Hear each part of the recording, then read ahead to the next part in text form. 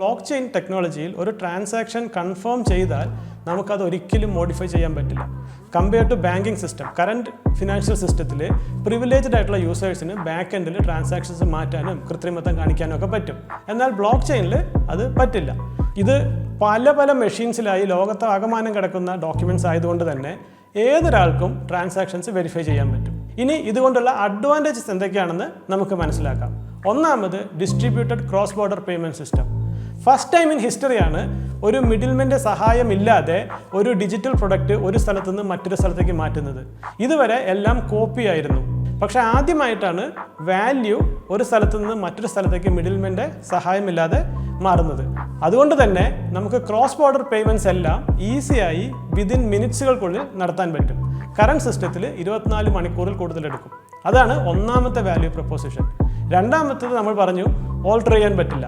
അതുകൊണ്ട് സെക്യൂരിറ്റി.